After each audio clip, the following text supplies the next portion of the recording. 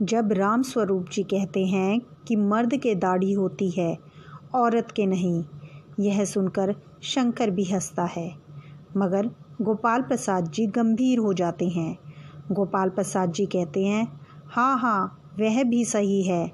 कहने का मतलब यह है कि कुछ बातें दुनिया में ऐसी हैं जो सिर्फ मर्दों के लिए है, और ऊंची तालीम यानी उच्च शिक्षा भी ऐसी चीज़ों में से एक है। वे उच्च शिक्षा को मर्दों के लिए ज़रूरी बताते हैं। उस पर सिर्फ आदमियों का अधिकार है, उस शिक्षा पर, औरतों का नहीं। राम स्वरूप जी शंकर से कहते हैं, चाय और लीजिए। शंकर कहता है, धन्यवाद, पी चुका। राम स्वरूप जी फिर गोपाल प्रसाद जी से पूछते हैं, आप? गोपाल प्रसाद जी कहते हैं, बस साहब, अब तो ख़त्म ही कीजिए, यानी उन्हें और चाय नहीं लेनी।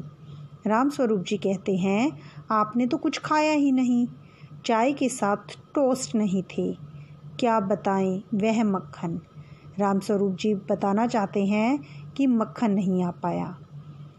गोपाल प्रसाद जी कहते हैं, नाश्ता ही तो करना था साहब, कोई पेट थोड़ी ना भरना था, और फिर टोस्ट वोस्ट मैं खाता भी नहीं हूँ। राम स्वरूप जी हंसने लगते हैं, मेज को एक तरफ सरका देते हैं जिस पर नाश्ता रखा हुआ था, फिर अंदर के दरवाजे की ओर मुँह करते हैं और ज़रा ज़ोर से कहते हैं, अरे ज़रा पान भिजवा देना। वे अपनी पत्नी से कह रहे हैं कि पान भिजवा दो, और फिर गोपाल प्रसाद जी से पूछते हैं कि सिगरेट मंगवाऊं क्या? पान किसके हाथ आएगा? उमा के हाथ। फिर उसके पश्चात गोपाल प्रसाद जी सिगरेट के लिए मना कर देते हैं, जी नहीं।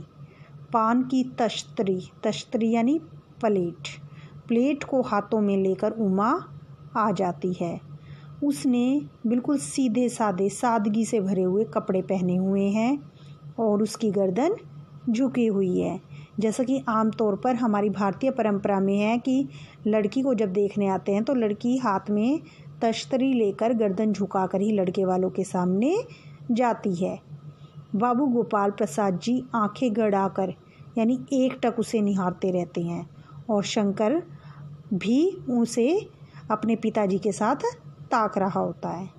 राम स्वरूप जी हंसते हैं, यही, हाँ हाँ, आप ही की लड़की है। गोपाल प्रसाद जी से कहता है, लाओ बेटी, पान मुझे दे दो। उमा पान की जो तश्तरी होती है वह अपने पिताजी को दे देती है।